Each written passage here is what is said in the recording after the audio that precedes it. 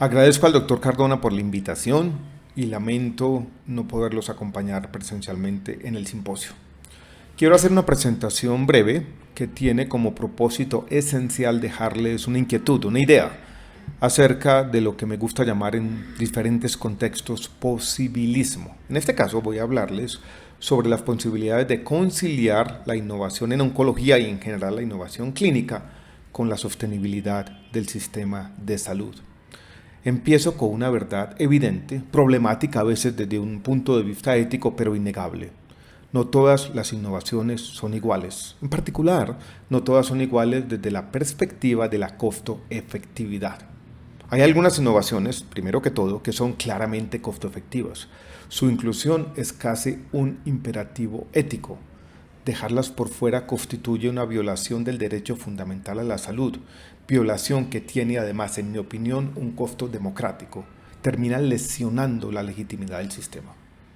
Pero no todas las innovaciones son iguales. Hay otras que complican la discusión. En promedio contribuyen solo marginalmente a mejorar los resultados en salud. Cuestan mucho más, a veces mucho más. Para algunos pacientes, tenemos que aceptarlo, representan todo o casi todo.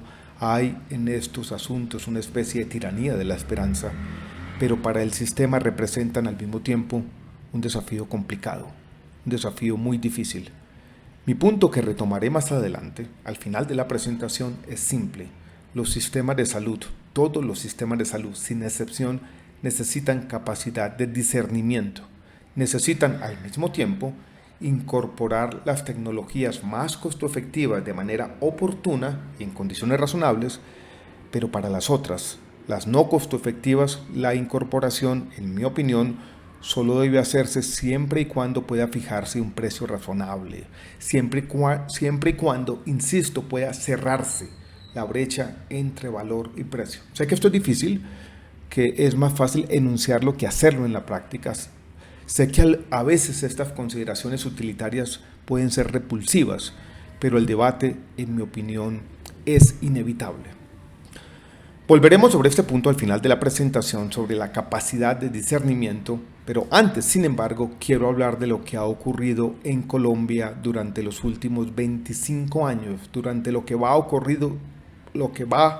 corrido de este siglo.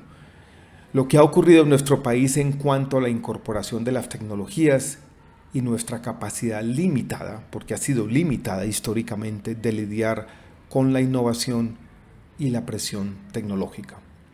Lo que ha ocurrido en Colombia durante los últimos 25 años, yo lo dividiría en 4 periodos diferentes. El primer periodo va del año 2000 al año 2007. La prioridad era entonces el aumento de la cobertura del régimen subsidiado. La incorporación de la innovación no hacía parte de las prioridades, no existía una política explícita y una reflexión al respecto. Las nuevas tecnologías empezaron entonces a ocupar una zona gris. Algunas tenían registro sanitario, pero no hacían parte de las opciones terapéuticas de la mayoría. El sistema de recobros comenzó a crecer entonces como una salida parcial, caso a caso, la excepción no la regla. Ese fue el primer periodo de 2000 a 2007. Después comenzó un segundo periodo más complicado que comienza, en mi opinión, el punto de partida es el año 2008 con la sentencia T-760 de la Corte Constitucional que consolidó institucionalmente en nuestro país el sistema de recobros. Pasamos entonces de la puerta cerrada a la innovación a la puerta abierta de par en par. Sin decirlo de esta manera, la política siempre fue más implícita que explícita. El sistema de salud colombiano adoptó, en cuanto a la innovación, una regla, en mi opinión, insostenible. Todo a cualquier precio. Eso comienza, insisto, en el año 2008 con la consolidación del sistema de recobros por parte de la sentencia T-760. El sistema de recobros alineó los incentivos de todos los agentes. La capacidad de discernimiento se volvió nula. Los incentivos, decía, estaban alineados para pasarle la cuenta al Estado, al fondo FOSIGA, que era como se llamaba entonces. Inicialmente se pagaron todas las cuentas, pero el patrimonio público se agotó rápidamente. 12 billones de pesos se esfumaron en cuestión de 2 años.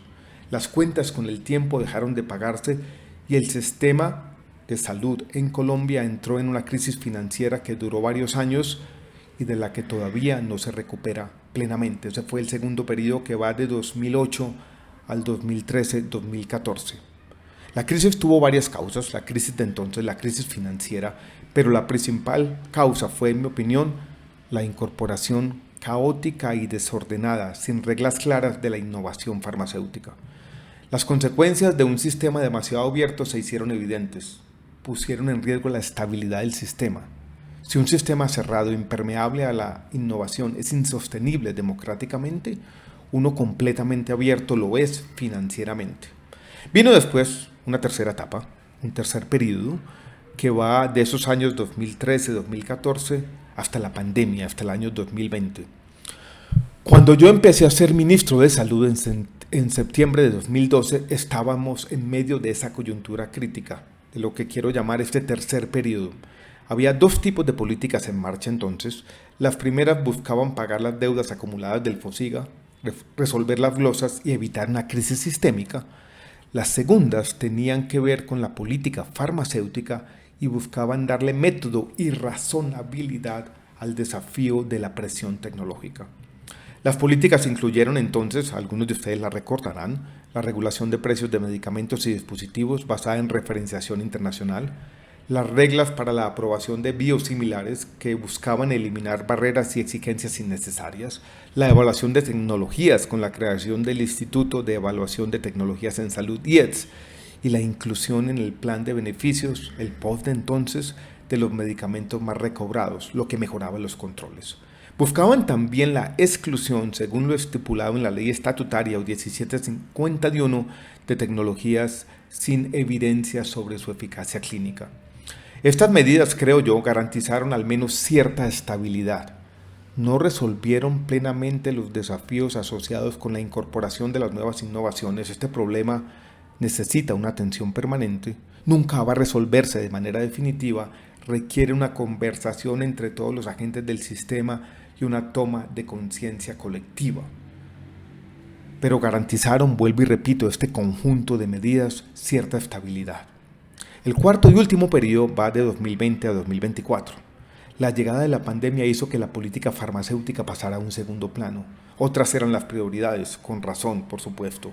El sistema de salud respondió a este nuevo desafío, al desafío de la pandemia, tenemos que reconocerlo, pero las prestaciones represadas, los servicios represados por la pandemia en conjunto con el incremento de las enfermedades crónicas trajeron, lo estamos viviendo en este momento, nuevos desafíos financieros.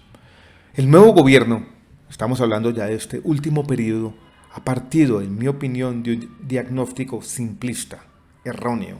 Ha asociado la totalidad de los problemas financieros del sistema con las EPS o intermediarias, como las llaman. Ha confundido los efectos con las causas. No se ha tomado en serio, no se ha tomado plenamente en serio la necesidad de una política farmacéutica bien diseñada e implementada. En muchos casos, la política farmacéutica pareciera simplemente contener la innovación por medio de las trabas burocráticas y las ineficiencias en el otorgamiento de los registros sanitarios. Descritos estos periodos, quisiera volver al comienzo, a lo que llamé la capacidad de discernimiento.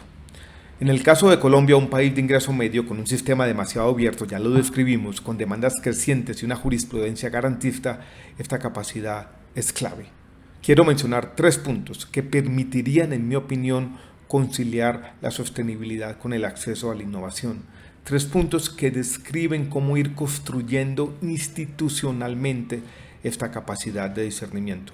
El primero, una regulación de precios basada en valor que necesita a su vez un fortalecimiento del IETS. Puede ser una regulación de precios basada en semáforos. Lo bueno o lo importante de este primer punto es que un borrador de este tipo de regulación ya existe. Segundo punto, un desmonte de los presupuestos máximos y un reemplazo de esta política por una política de reembolso con centros especializados de excelencia. Y tercero, un grupo de análisis en el ministerio que use la información de los recobros, por ejemplo, para guiar una conversación sobre valor particular, sobre el valor de las innovaciones y la necesidad de su uso racional y sostenible, conversación que debe darse sobre todo al interior de las instituciones prestadoras. Para todo esto es importante la búsqueda de consensos. Colombia, así me lo decían repetidamente cuando era ministro de Salud, ha hecho mucho con muy poco. Ha garantizado el acceso a tecnologías históricamente con un gasto en salud por habitante relativamente bajo en el contexto regional y mundial. En cualquier escenario futuro, la incorporación ética y ordenada de la innovación será clave para garantizar un sistema más equitativo, más sostenible y también más legítimo. Estoy seguro de que muchos de ustedes liderarán este proceso. Gracias de nuevo por la atención. Gracias nuevamente al doctor Cardona y muchos éxitos a todos en el simposio.